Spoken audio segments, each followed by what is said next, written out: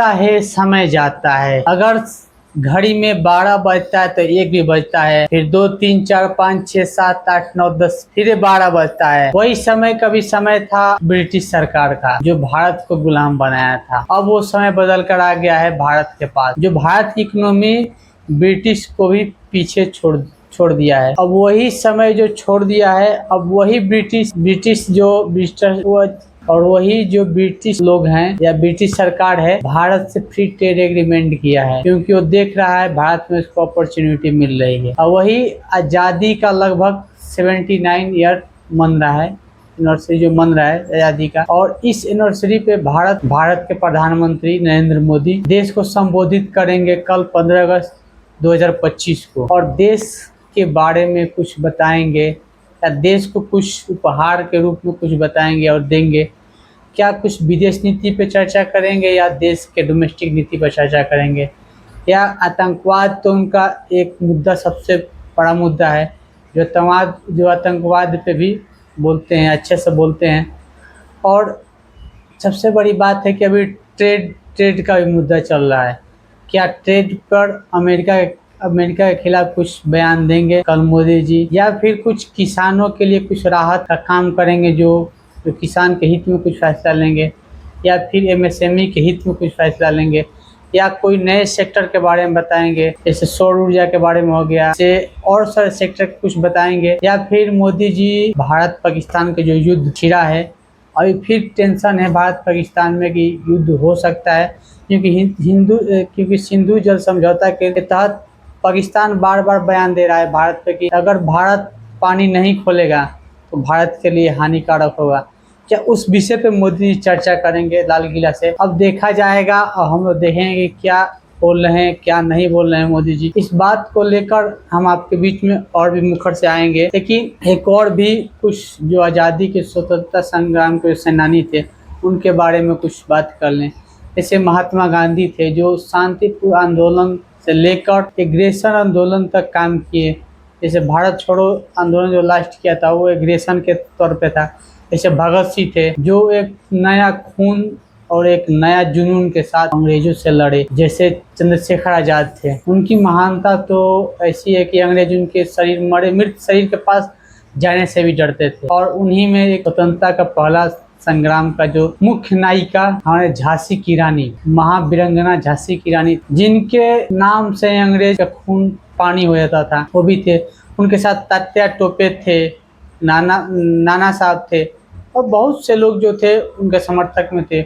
और फिर आगे आते हैं तो एक और भी वीर का जो मिलता है, जिसका नाम सुनते ही देश बदन में एकदम खून सा उबल जाता है, जिनका नाम है सुभाष चंद्र बोस, नेताजी सुभाष चंद्र बोस। उनके बारे में जितनी प्रशंसा कोई करे वो कम है, क्योंकि उनका एक प्रयास जो प्रयास वो देश के धरती से किए, फिर विदेश के धरती से भी जाकर किए।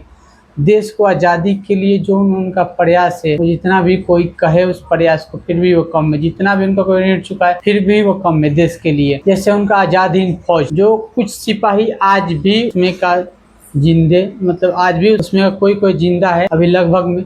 जो आज़ाद हिंद फौज था, जो नेताजी के मृत्यु होने के बाद, ऐसे कोई इस मृत्यु का कोई कंक्लूजन तो निकला नहीं है, लेकिन एक मान के लोग चलते हैं, तो इसलिए हम भी बता रहे हैं आप। जो उस व्यक्ति के बाद, उस ट्रेजिडी के बाद जो आज़ाद हिंद फौज था, जो देश में आके देशव्यापी जो लोगों को इकट्ठा करके जो भी चलाया वो आज़ाद हिंद फौज, इससे अंग्रेजों का सिंहासन हिल चुका था। और आज़ाद हिंद फौज के साथ साथ गांधी जी यहाँ पे चला दिए थे भारत छोड़ो आंदोलन। उस आंदोलन और उस फौज की ताकत को देख के अंग्रेज पूरा डर चुके थे।